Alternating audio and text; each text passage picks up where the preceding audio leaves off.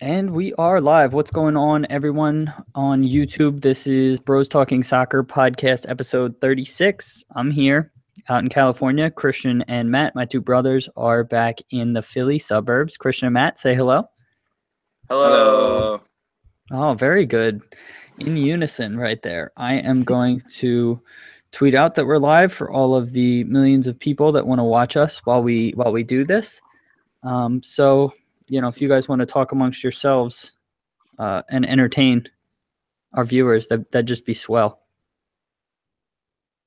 How do you know if it's live or live when it's just these letters? That's very true. There's no sentence. You really just never know. It's kind of just a guess and check at any moment. Hey, I'm getting an echo from you, Dave. Yeah, can you turn yourself down? I really don't appreciate that. I heard myself. I heard him as well twice. I heard it because I'm next to him, and then I heard it again on the computer. That's just like, in sheepshin right there. In sheepshin. Yeah. Bah. Crazy. Bah. Yo, did I tell you about the sheep Yes. that I saw when I was on that farm? They were hilarious. Oh my God. They would baa while they were looking away, and then as soon as they would finish, they would just look directly at me. Bah. Bah. Just like, and I was dying. Kristen was trying to keep me quiet. The farmer was there. I was just losing my mind. So that was a lot of fun. Where are those sheep? I didn't know there were sheep in California. It was when we went to Yosemite. We stayed in this farmhouse in the middle of nowhere, California, in Mariposa, and they had sheep. They had all kinds of animals. Okay, all right. We're a little off topic here. You guys ready to record? Sure. I thought you were recording. My hair is just. I've been going to Supercuts, and it's just been getting progressively just like. Why do you go there? More interesting because it's cheap and I can walk there. Yeah. Okay. Good reason. Yeah. So I forgot. I got on I have a MLS All-Star game, but from Sporting Kansas City because the MLS All-Star game is later. So that's the scarf I got on. I do not like Sporting Kansas City, and I am not happy about wearing this, but I figured let's support MLS. I think so. 8 or 9. Probably 9. I was going to play Super Smash Bros. Later with a couple of my friends, but might get pushed back. Okay. All right. So that's me. And you guys ready to start recording on the podcast? Yeah. Good. Are we live or live or whatever? Yeah. Do you have your fan futsal lineups up? No, my internet's not working down here right now. Mine works. That's just fantastic. Yeah. But you don't have Wi-Fi. Yeah, I don't know why it's off. Because you don't live here. It doesn't mean it just disappears. Mom and Dad changed the password. Yeah, Mom and Dad changed the password as soon as you moved out. That's fucked up. Whoa, not cool. Well, I'm on. And we back. We live. Voyola. We live. Ay. I like how his face froze. Yeah. All right, we're ready. They didn't cut. Well, I'm not ready, unfortunately. They didn't cut my hair properly on my part, so I got this weird thing going on here. That's like, oh my God.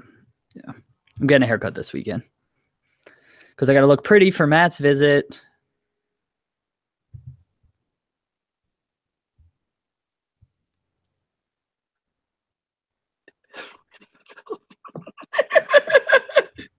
Nice. Everything all right over there? You look good. Thanks. Yeah, it just got pretty glitchy for a second. It's not glitchy anymore. Okay. Is that because you're in the basement? Well, it wasn't glitchy. Is that because Maybe you guys go upstairs? Yeah. The internet has never been great in our basement.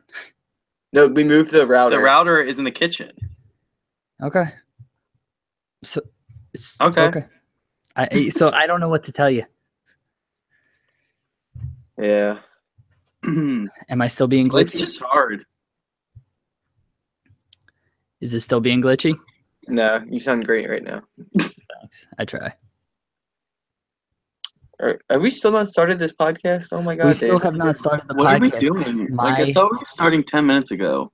I need to get to the fan futsal game so I can see my lineup. And it takes me a while because I have hundreds of fan futsal games in here. So now it's taking, we have to do some work on the website. But for now, this is just the situation that we're in. Okay. I had some good picks this week. The only two games I was paying attention to were the Union game and the Atlanta game.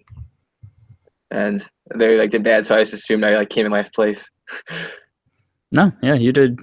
You came in second out of us. Okay, I'm ready now. Christian, we all finished top half, so we all win equally. So that's fine. No, that's not how that works. It's really that is how it works. That's how you explained it before. So I'm gonna explain it like that again. Yeah, that's weird that you came in last. So we'll get to it. It's okay. so weird that we all finished the same amount of points. It's so crazy. Ready? You guys ready? Yeah. What's up, everyone, and welcome to episode 36 of the Bros Talking Soccer podcast brought to you by Fan Futsal. My name is Dave Knittel, and I'm here with both of my brothers for the first time in a few weeks because Matt is finally off of his night shifts. Christian and Matt are both here to discuss stories from around the soccer world. Christian, how is life? Life is great, Dave. I just came home today. I'm seeing Matt and the family, and Dad got some Chick-fil-A because Mom's not home, and everything is going great. Nice. Yeah, I know. Where's Ma?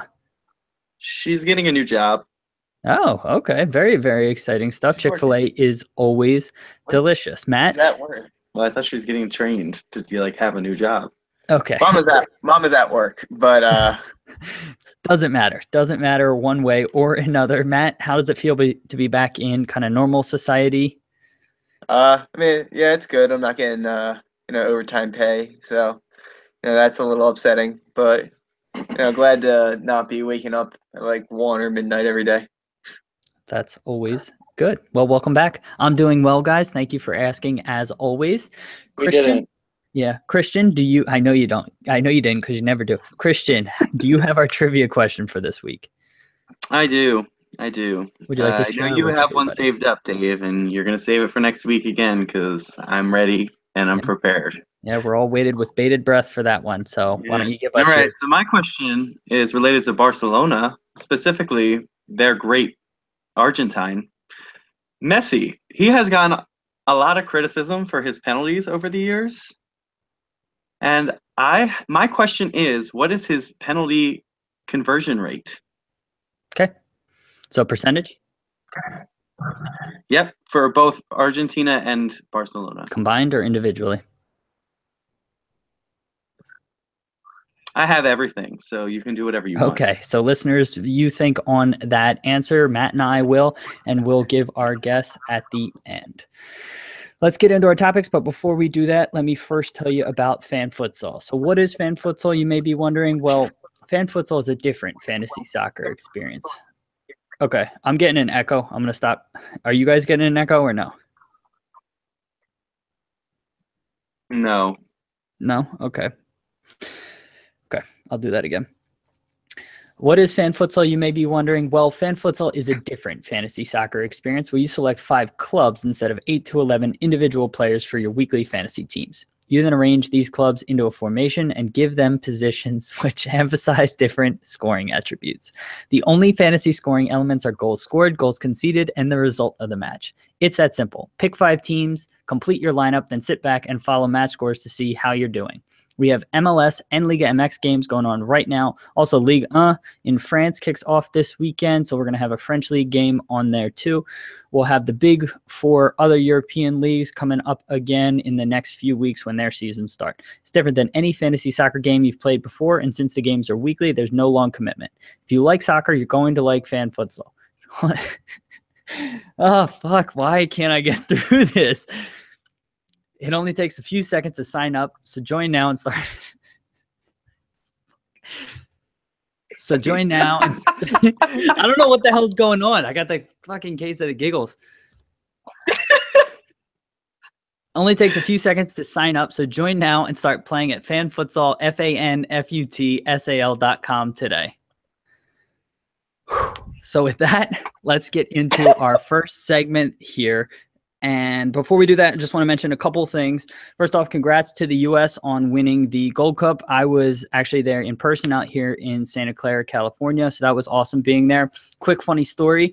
I was sitting in the American Outlaws section when Jordan Morris scored that goal in the 88th minute. There was a dude in front of us who was like, clearly had a couple drinks. He was feeling it. He was having a good time.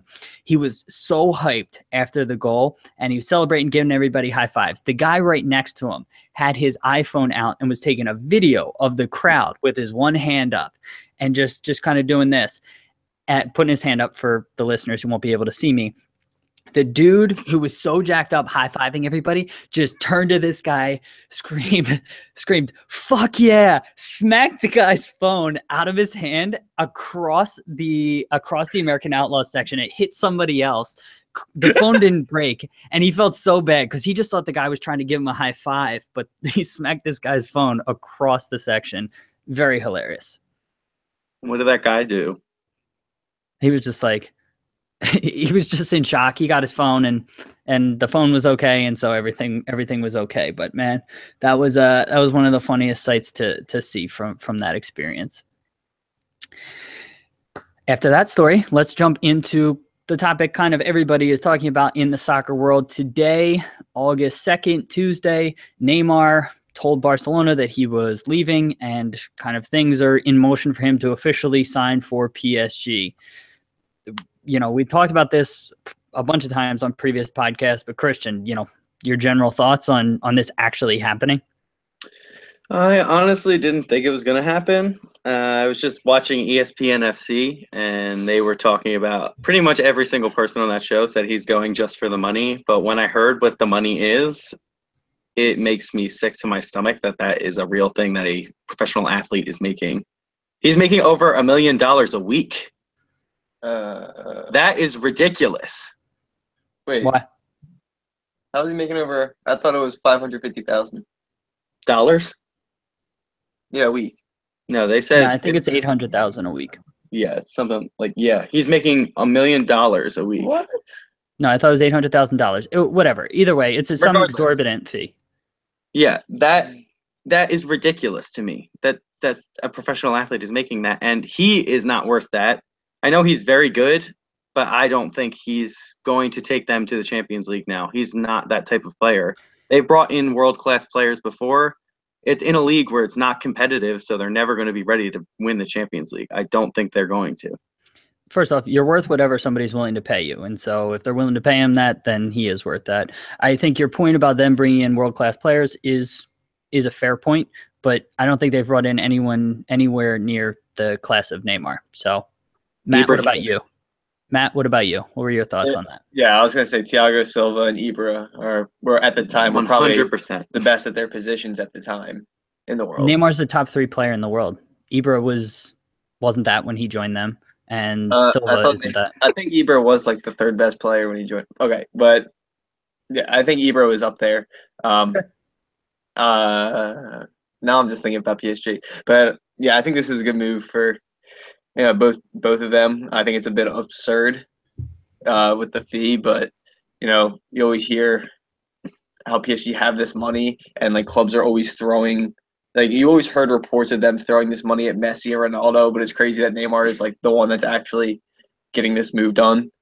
So I think that's pretty cool for him, and it's from his point of view, that's a whole nother couple generations of his family being paid off for, like never going broke. So I think that's just pretty cool for him. I mean, the deal is going to be over $500 million altogether over 5 years, which again just seems ridiculous to me that is happening.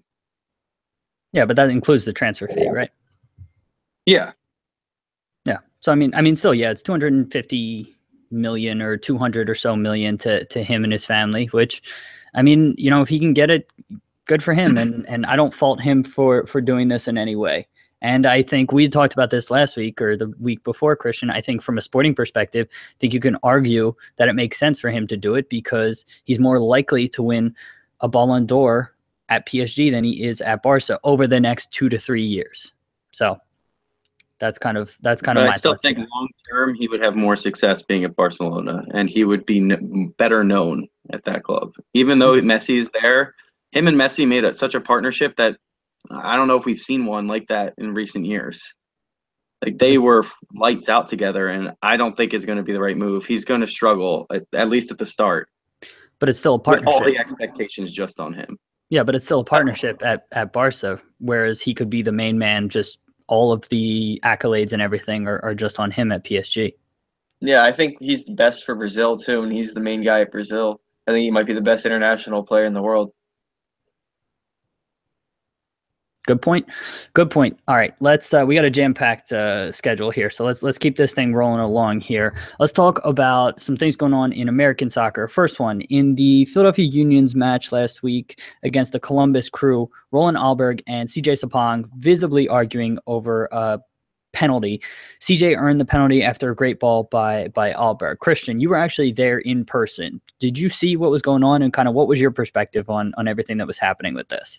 I did see it going on, and I saw them arguing, and I was at that moment I was screaming at the field saying, "Let CJ have the ball," because I do not like Alberg at all whatsoever. He should not be touching the field until at least the 75th minute, and I think he made all of his penalties, correct, this season. He's Alberg? taken. No, Alberg and Sapong. CJ both had. Yeah, but Sapong is one of the leaders in goals in MLS this season, and he's been on very good form. I always would rather have my striker take it, especially when they're in that type of form, and he is that consistent. But I did see him. I did see their argument, and I saw CJ like run over the curtain on the sidelines, which was really funny. But I still think he should have taken it. Obviously, he missed.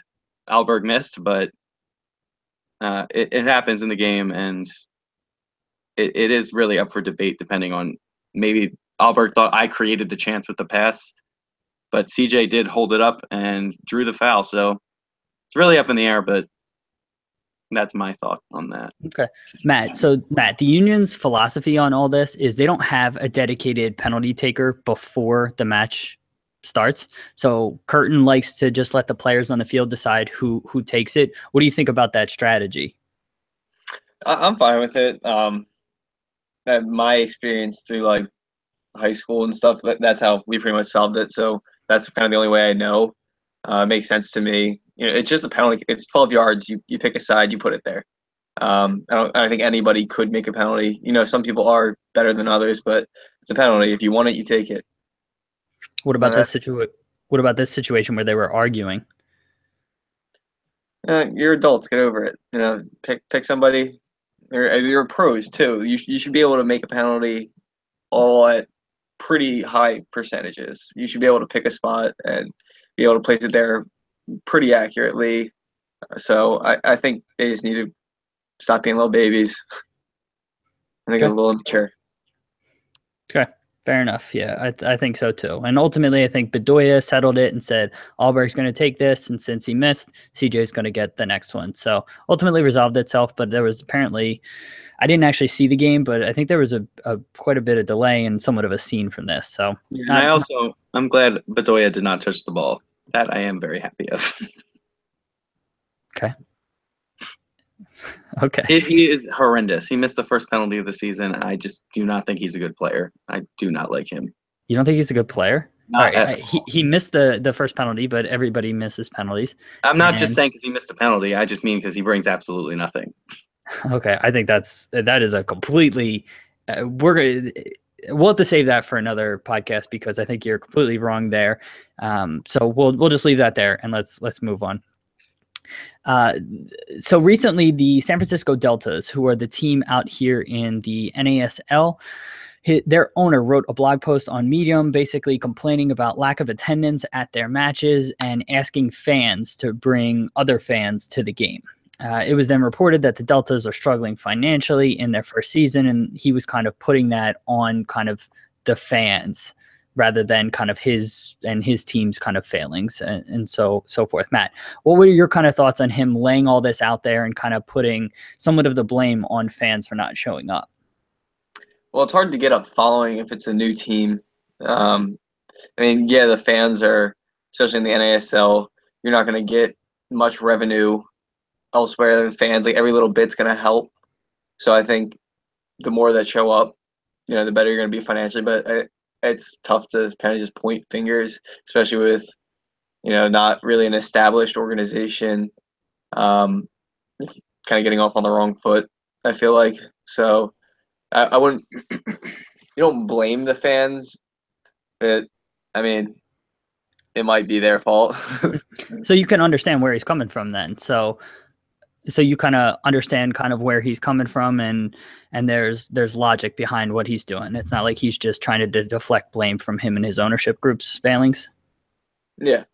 Okay, fair enough. Christian, what were your thoughts on this story? From what you just said, I kind of see it from both perspectives. I think fans probably should be showing up more and helping the club out as much as possible, but he is trying to deflect blame from himself as well. It is his responsibility to make sure the club stays afloat at the end of the day, and you have to make the team more marketable if you're not bringing fans out. And I know he's trying to do it this way, maybe asking people to bring their friends to the game, making it a more fun atmosphere. But it's really not, it does not come down to the fans to keep a club afloat. At the end of the day, it's the owners and the backroom staff probably job to keep it going. Fair enough. Anything that ownership or fans or anybody could have or should have done different? Let's talk about ownership. Is there anything that they should have done better, or things that they can do to kind of improve it, Matt? Well, I don't know what their marketing scheme really is, but I guess go out into San Francisco, the Bay Area, kind of draw fans, maybe do some promotional stuff, do things in the community. I think the more you give, the more they'll get back. So, go that route. Yeah. Clubs, a lot of times, with it being a franchise model in American sports, there's not that close connection that, a club overseas is literally a club. Oftentimes it's made up of the fans are members of the club and they support the club because they're a part of the community. And so, in American sports, they try to do that, but ultimately, I mean, theoretically, a franchise can just pick up and move somewhere else. And so the more that franchises can become clubs, the better that it is for a community. So I think that's good advice, Matt. Okay. Yeah. So franchises can just move, like how like the football teams just moved to LA. I thought soccer teams, the one owner, remember he who got relegated and then moved his team. Isn't that technically? Yeah. Yeah, so it can happen. It just generally doesn't happen. It does happen in leagues. So like Liga MX, it happens. I think we talked about that South African team where it happens. I'm more speaking from the perspective of like kind of the big European markets. So like England, Germany, Spain. I know that those three, the way that they operate as their ownership model and just kind of the way that a lot of the clubs are organized there, they are more of a fabric of the community, and it's not like you can just pick them up and move them there. There's a famous story of Wimbledon moving from Wimbledon to MK Dons, and that was kind of the only time in English soccer history where a team kind of got up and moved, and there's a lot of heat around that whole topic. So yeah, so that's a little bit of background on that particular issue. Let's keep this thing rolling along. Let's keep this thing rolling along and talk about the LA coaching hires that happened last week.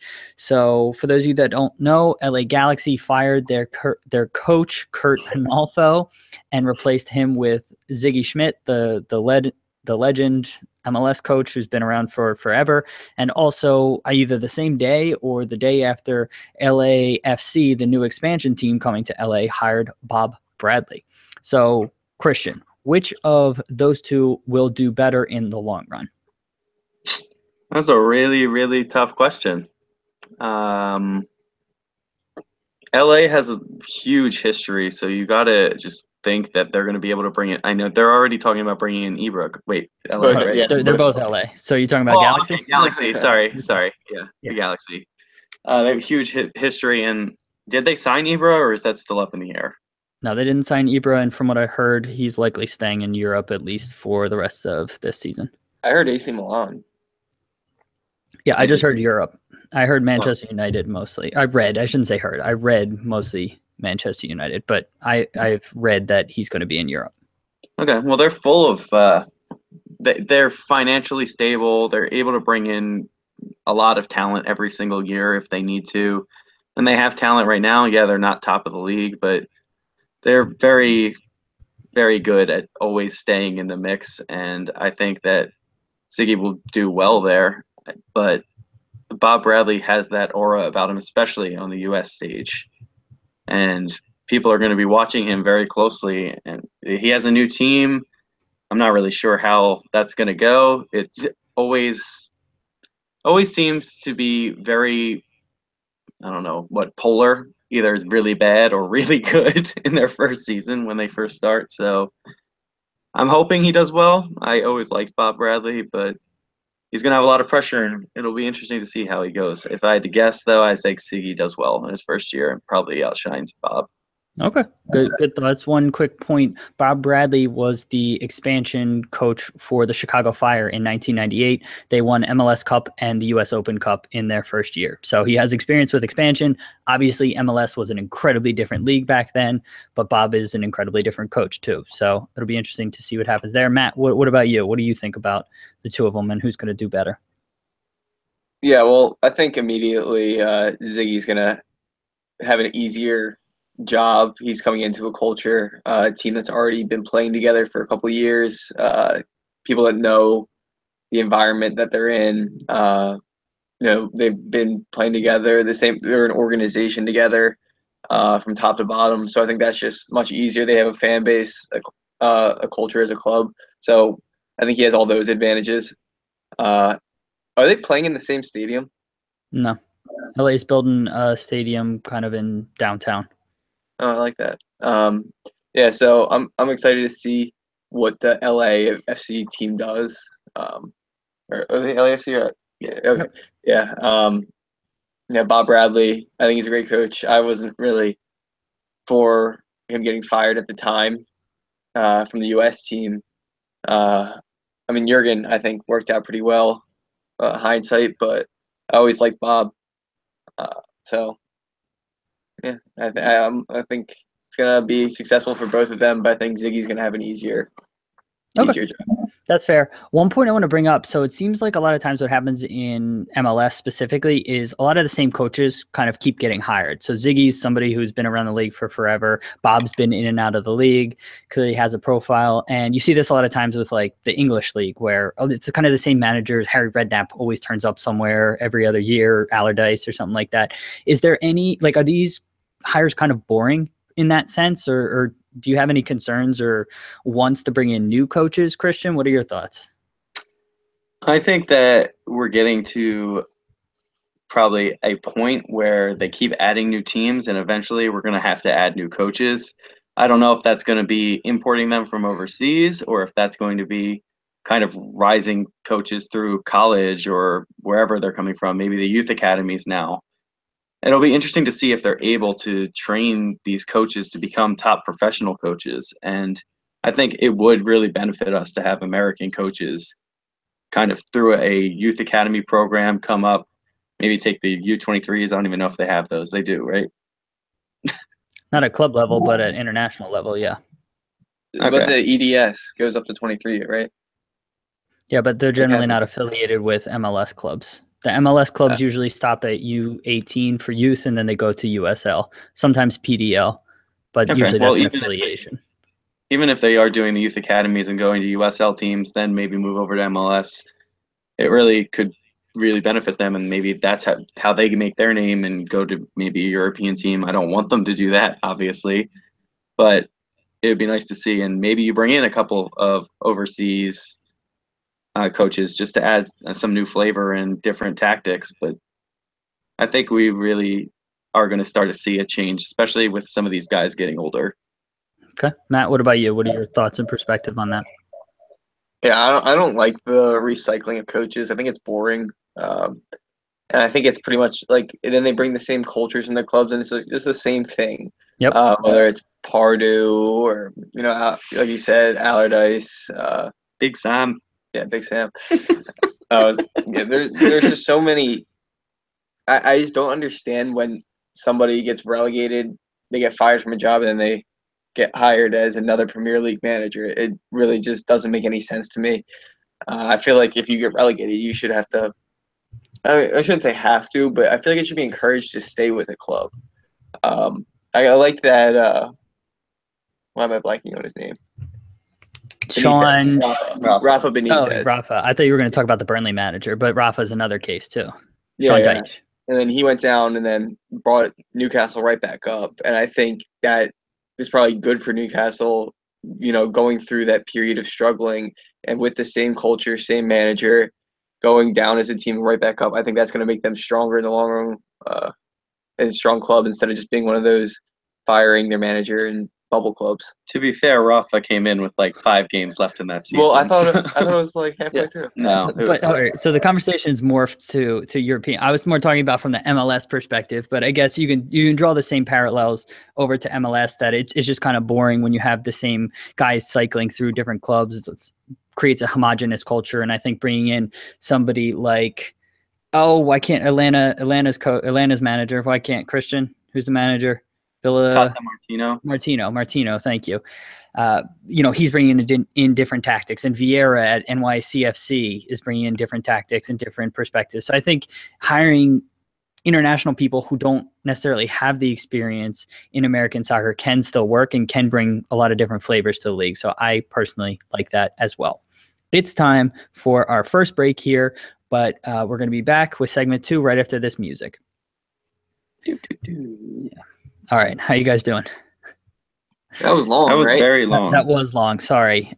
So I'll try to. We'll get through. The segment 2 is always quick, and then segment 3 we should be able to power through quickly as well. All right, you guys ready to get back into it? What is it? Okay, just go. The second segment's fan futsal. No, I was going to ask what this penalties in EFL competition. So it's like first, second, first. Yep. Exactly. Oh, okay. Yeah. So instead of just alternating, it goes, Ooh. ABBA. Ooh. That's Okay. fancy. Yep. All right. But we're in segment 2 now, so we're going to talk fan futsal real quick, okay? No. Welcome back, listeners. We are back and talking about fan futsal in our second segment here. We were back to MLS this week for our Bros Talking Soccer game on fan futsal. My buddy Matt Peluso, who's been on this podcast before, came in first overall with 97 points and way out in front of everybody else. Congrats to him. More importantly, of the 3 brothers, I came in first this week with 78 points, second overall. Matt, you came third with 67 points. And what happened? Wait, what happened here? Christian. I think I forgot to join this week. I think I'm reading this wrong because it says you came in third out of us 3, 6th overall, and you only had 49 points. What happened there? Oh, it's so crazy, Dave, because I feel like we all tied on points at the end of the day. Yeah, no, we didn't. We all get 10 fan futsal points, and we get 20 fan futsal points. It doesn't matter where you finish as long as you're top half, and we all finish top half, and we all are equal at the end of the day. Yeah, it's fan futsal currency, and you didn't get the same fan futsal points. So, guys, this is what I did to make sure that I was top half and tied Dave and Matt. I'll tell you about what I chose. I went with the 1-3 formation because I was hoping for some goals this week. Something very unexpected happened in Dallas when Dallas lost 4-0 to the Whitecaps at home. Who are they? What? What happened? I have no idea. I did not see the game at all, but that was a shocking result to see. LA against Seattle, neither are really in the best form right now, and I was hoping that Seattle would struggle away from home. They got a 0-0 draw, so another striker with 0 goals. That's just not what you're looking for. Luckily, I did have Minnesota up front, so they got me 27 points with their 4-goal win against DC, who are a nightmare club, and I would never pick them if I was anybody. And in the back, I chose San Jose, who beat Colorado 1-0. That was pretty much the perfect result you could expect from your goalkeeper, or not goalkeeper, defender or goalkeeper, but I had him at defender. And Real Salt Lake against Columbus. I mean, I kind of just needed another team at that point, and I went with Salt Lake. They tied 2-2. Not really what you're looking for from a goalkeeper, but we keep on plugging along. And so, Matt, that leaves you in second place here. You want to talk us through your lineup? Yeah, so every week I feel like I pick the Union. And I feel like every week they lose. This week I wasn't expecting a win, but they had a shutout the game before, if I'm not mistaken, Do right? they have the most shutouts in the league this year? No, they don't. But they They have 8, right? they have a decent amount. Yeah, 'cause so they I have- they was have some. banking ahead. on them maybe getting a 0-0 draw. So I threw them in at goalie. Yeah, you win some, you lose some. But that 3-0 loss didn't help me out too much. Toronto with the 4-0 win against NYCFC. NYCFC. That was big for me. 27 points. That brought me back into Wait, it. did anyone watch that game? Sorry to interrupt. No. It was crazy. Giovinco is so good, it's ridiculous. Yeah, I believe that. Yeah. Yeah, I agree. He's very good. San Jose, I was supporting Dave here. When I saw San Jose, I was like, gotta pick them. 3-minute D, 1-0 win. It doesn't get any better than that from a defender. So that was big. Atlanta, I thought they were gonna score me some goals. 1-1 draw with Orlando. I mean, I thought that was all right, but I think I would have done a lot better if just didn't pick the Union. Yeah, unfortunately. But that leaves me, who came in first out of the brothers, and I ended up with 78 points. I also went with a 1-3 formation, similar to Christian. I started with San Jose at goalkeeper, like you guys have said, 1-0 victory, perfect, what you want. Had the Red Bulls at defense, and they obliterated Montreal 4-0. The nothing, so the clean sheet was big for me. 4 goals. Wish I had them further up the field, but still a shutout was big. And my 3 strikers were Houston, New England, and Dallas. New England, who played Philly. I hate picking against the Union, but I've been making all my selections with this model that I'm building for fan futsal, and it's working out for me. And so, helped me come in first, and it was tough to watch New England pouring the goals against the Union, but I guess it helped my fan futsal team. So if there was any bright light from that, that was that. Houston against Portland, 2-2. Again, good from a striker, and then Dallas just getting smoked by 4 goals and not scoring anything. Didn't hurt me because I still came in first and beat you guys. So yeah, I watched the Union game at the same time as the El Clasico was on in Miami, and I'm glad I was watching that at the same time because the Union game was horrendous. Yeah, that Union game was bad. They're just not exciting, and it's tough to watch them. So hopefully things change, but it's been a rough season. With that, that's the end of our fan futsal segment. We are going to be doing a combo North American game this weekend featuring MLS and Liga MX clubs. So you can pick all MLS, all Liga MX, or a combination of the two. It's up to you. Look for that game on fanfutsal.com. It'll say Bros Talking Soccer. Join it. See if you can beat us. My username is DKnits11. Christian's is CKnittle12. And Matt's is MPK8110. Hope to see you in there. That's it. Wait, before we move on, I just want to give a shout out to, oh my gosh, it's Josh. That is a hysterical name. Yeah, I know. He's a newer user, and I love that name too. Rivals Casey and Ward's names on the site. So good job, Josh. Okay, that is it for our second segment. We're going to take one more quick break and finish up with the last segment after this. Stick around. I got to take a drink of water here.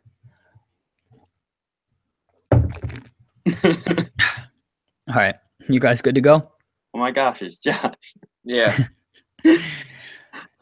Welcome back, listener, and it is our last segment here. First topic we're going to talk about, it is speculation season. You said welcome back, listener. we have single listener. Well, no, I'm just talking to that specific person who's listening, so they feel like I'm just talking to them. Yeah. Oh, wow. So that was by design. I've heard that on different podcasts, so I tried to go with it. Do you think that that's not good?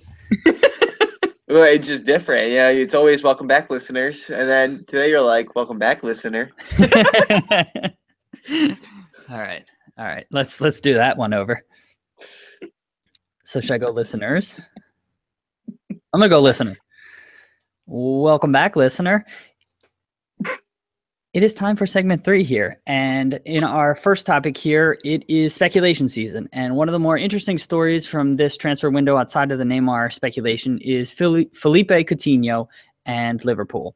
So he's either staying at Liverpool or potentially moving to Barca or PSG, depending on what happens with Neymar and what rumor you want to believe.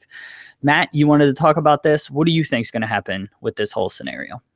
Well, first, you asked what topics we want to talk about, and I just kind of wanted to say that just to kind of get on your guys' bad side.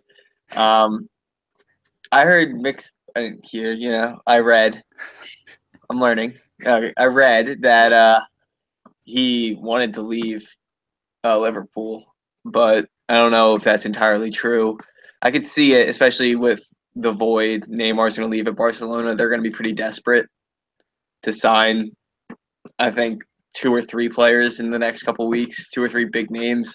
I think they're going to go after a Coutinho, a Hazard, one of the big up-and-coming Dembele for Dortmund. Dembele, yeah. One of the big up-and-coming wingers that they're apparently going really hard for Dybala too. I can see that.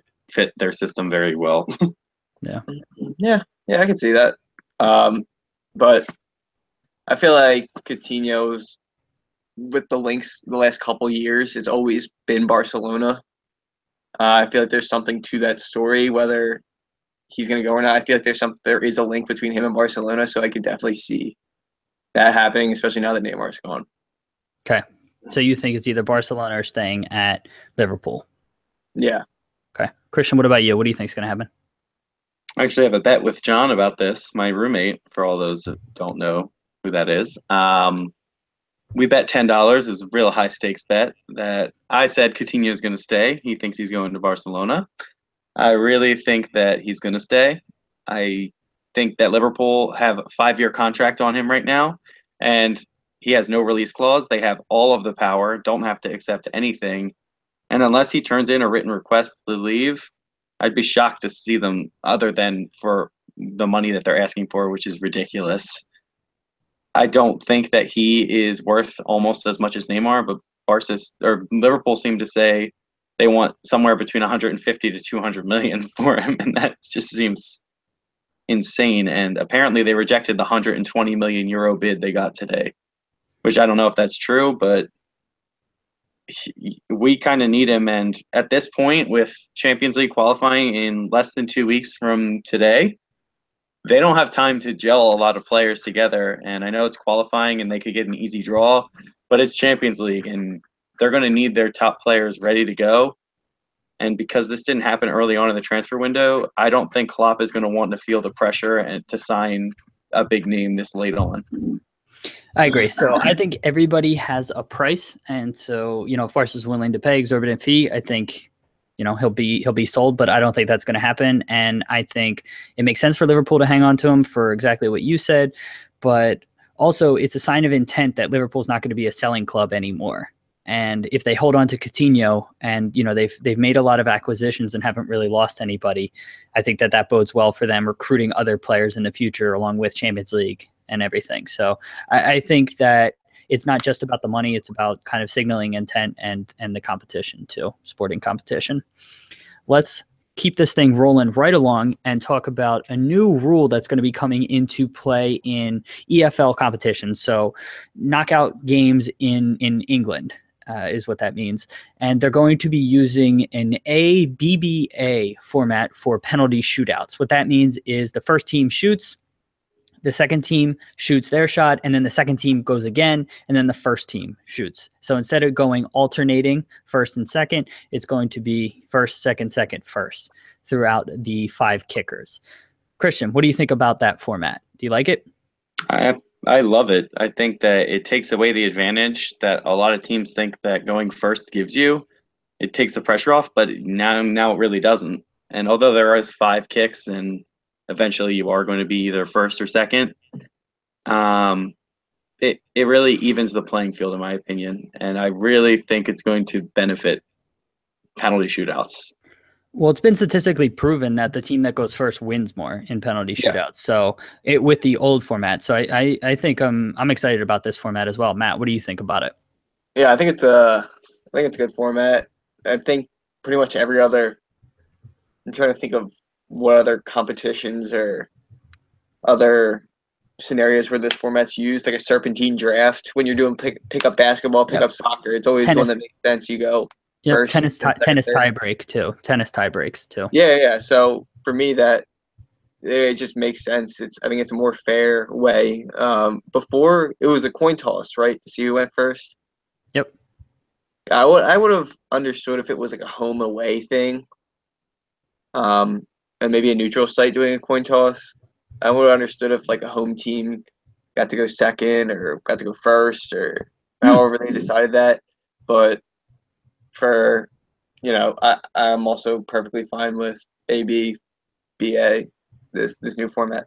Yeah, that was an interesting thought, giving an advantage to a home team or an away team in that scenario. I hadn't thought about that, but it seems like we're all kind of in agreement that it's going to be kind of a new, interesting format and something that I think makes sense that it'll be implemented kind of throughout the soccer world in the not too distant future. Since we don't have too much to debate on that topic, let's talk about the last thing here, at least our last major topic that I wanted to talk about, and that is Gylfi Sigurdsson is rumored to be heading to Everton at some point this transfer window. I think, Matt, you were saying that Swansea rejected a bid from Everton today of £48 million. The number that's been in the press has always been £50 million. I think Everton eventually meets that and he moves. Let's just assume that he does end up moving this transfer window. Does that potential move, Matt, in your estimation, make Everton likely to qualify for Champions League? What do you think? Likely. I Likely. don't think that puts them as the top four. Okay. I chose them to be in my top four as the underdog to just kind of be looked over all season. I think they have a lot of talent, but there's 7 teams now with a lot of talent.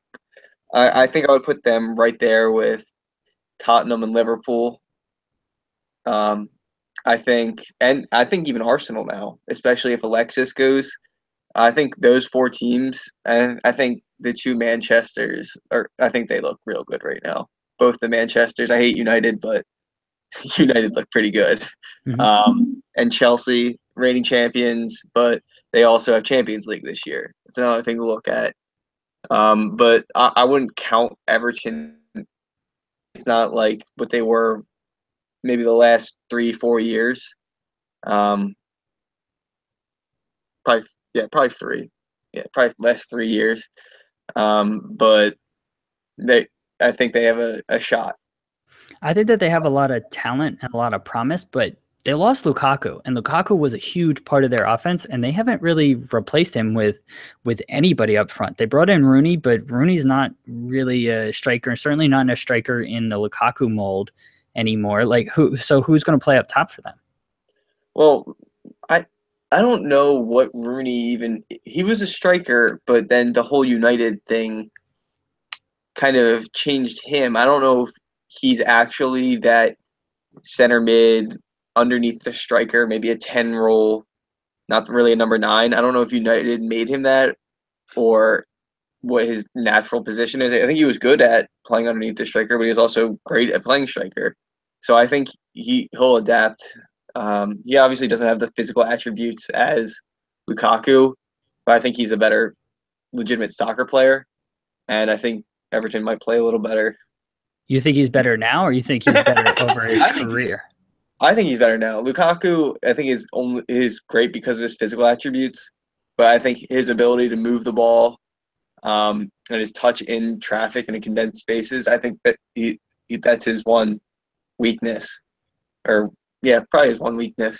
So I think the actual way they play soccer, I think, is going to improve with Rooney in the game. Interesting perspective. Okay, Christian, what about you? Same question. Where do you think this puts Everton in the pecking order of the Premier League? I think Sigurdsson's a very good player. I don't think he's going to make them an elite team. I don't think he's a world-class center mid that's going to change anything on their team. And I think they have a very solid squad coming into next year. and they are clearly the 7th best team, like not even close with 8th or whatever. And I think they're going to compete with Arsenal and probably Liverpool for those next spots after what looks like City's going to win. In my opinion, right now, I think they have clearly the best squad, and Chelsea's right behind them with United probably third.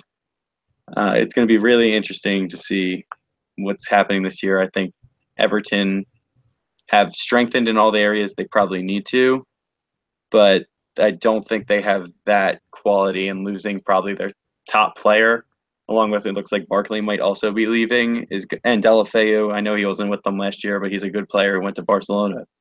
And they're going to take a little while to mold together, and I think that's why they're not going to challenge for the Champions League spots. But they're going to, over the next few years, I think, improve drastically. Fair enough. I think that they've upgraded in a lot of spots, but my biggest concern is that just at striker, I just don't think that they've done enough to replace Lukaku, and I don't think that I think that will be the reason why they don't push on and qualify for the Champions League. So no matter what, this upcoming English Premier League season is going to be crazy, and it's going to be awesome because legitimately there's 6 teams that could win the title, and Everton's going to be up there fighting as well. And so with all the money flowing into the Premier League, it's going to be fascinating because the quote unquote lesser clubs still are going to give the bigger clubs a hell of a time. So should be an awesome time. With that's kind of the end of our segments. Christian and Matt. Christian, anything else you wanted to mention here before we get to our trivia? I saw this list of players that PSG could have bought this season with the amount of money they paid Neymar, with players who have already moved. So here's what the list was. They could have had Lukaku up front with James and Rooney behind him. They could have had Ricardo Rodriguez, who went to Milan, on the left. Matic, Lucas Villa, I don't know how to say his last name, Kolasinac, who went to Arsenal. Pepe, Bonucci, Szczesny, and Dani Alves. All would have been less than they paid for one player. That's well, they got Dani Alves. That's pretty incredible. That's a good thing to call out. Wow, crazy stuff. Matt, what about you? Anything else you wanted to add? Well, I realized I don't think Barcelona need to replace Neymar. I forgot they got Deulofeu. So all will be fine, Barca fans. Don't worry. 2 things I wanted to mention. The first was, Christian, you were watching the Miami El Clasico. I heard or read an article on ESPN that the referee insulted Rakitic like 3 times throughout the match. Did you guys hear this, or like? I heard it, and I think he's just being a little sensitive bitch. What? What could have possibly been said? No, I didn't. So I cut the cord. I don't get ESPN anymore. Okay, yeah. So I was watching, and then I was just texting with my friends. They were all watching during the time too. And the ref and Rakitic were like really going at it. I saw that. So it literally looked like they were about to fight. What happened? Suarez just has to come in, just do Suarez things. It looks like he's just fighting just to fight. But something was happening, and Rakitic wouldn't let the ref leave. He was grabbing the ref, putting his hands on him, and was talking, giving the ref a stern talking to. So I didn't know what he said, but it looked like something. He must have said something to Rakitic. Oh, the ref said something? It wasn't like a collision? Okay. I don't know what it was, but they just kept zooming in on the ref, and Rakitic wouldn't let the ref leave. That's weird. Okay. That, and then lastly, I saw Bastian Schweinsteiger made a comment that within 10 years' time, MLS could be challenging for prominence, competing with the Bundesliga and Ligue 1, the kind of biggest leagues in Europe, within 10 years' time. Any thoughts on that? Did you hear what else he said during that interview? About the MLS All-Stars winning the World Cup, or no? Yeah, I thought that was hysterical. Yeah. Yeah, that was a good callback to when his introductory press conference when it must not have been a soccer reporter asked him if he thought the Chicago Fire could win the World Cup, and he was incredibly confused. As well he should have been. But did you guys see that comment about 10 years time? What do you think about that? That's not enough time. I'm thinking 20 to 25 years and probably will be a little bit closer. Matt? Well, in 10 years' time, I'll just probably be at the end of my prime. Yeah, so I don't know. It's going to be a tough one. Okay. I actually think it's a legit possibility. I read a report today that MLS is injecting at least $2 million more into the salary cap next year for TAM players, and it's only going to keep going up from there. They signed a $700 million deal with Adidas today, and the money's just going to keep flowing in. And as long as that's spent wisely and they've built up a legit infrastructure, 10 years time, I could see them legitimately competing with some of those leagues. So I think he's spot on there. Christian, you want to recap our trivia question, and then Matt and I will give our guesses? Sure. My trivia question is about Messi's penalty record. What is his conversion rate for either Argentina and Barcelona separate or combined? You can do whatever you want. I have all the numbers. Matt, you want to give your guess? So he takes a lot of penalties. I'm going to go with like 83%. Okay, I'll go 87. The average is what, like 70, like 5, 77? I have no idea. I think the average is like 77, I'm pretty sure. Is it really? What's average compared to who? Like for like all The PKs, world. I think like 23% don't go in or something like that. Where are you getting this stat? ESPN, but ESPN is also fake news. True. Okay, Christian, do you want to give us the? I'm breaking stuff over here. Do you want to give us the answer? What do you guys want to guess what it was individually, or do you just want to do your combined number? No? Okay. Well, I'll give you the separate ones first. Great. He has 62 makes and 18 misses for Barcelona, so 77.5%. Average. Yeah, literally.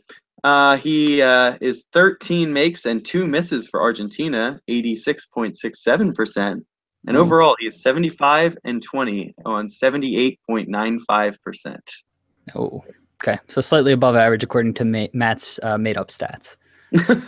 Yeah. That was like I remember a stat from like years ago. Okay. Look this up right now. All right. You look that up. Listeners, thank you for tuning in this week. We will, as always, have links to all of the stories we discussed here in our podcast show notes, and we'll also tweet them out from our Twitter handle, which is at BT Soccer Pod. Give that a follow. If you want to get in contact with us, our email is bros.talking.soccer@gmail.com. And everything was brought to you by Fan Futsal, FANFUTSAL.com. Check that out. Fun way to play fantasy soccer. Christian and Matt, thanks for being here this week. And thank you, listener, for spending some time with us. Talk to you next week.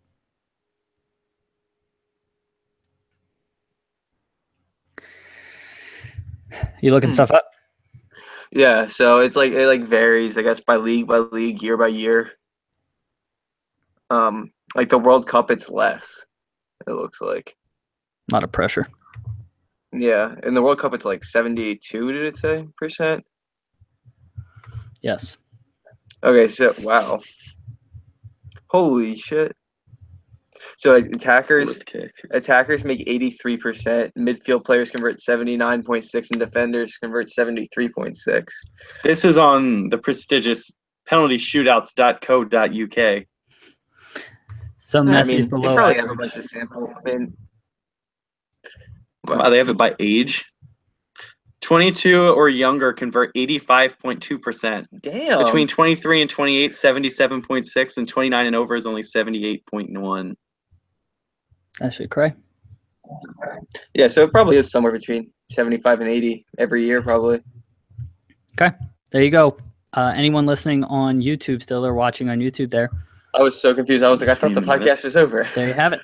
There you have it. Wait, are they still there? No. Oh, YouTube. Yeah. YouTube. Yeah, the YouTube people are still there. We'll sign off on that note. So thanks for watching on YouTube. See you, everybody.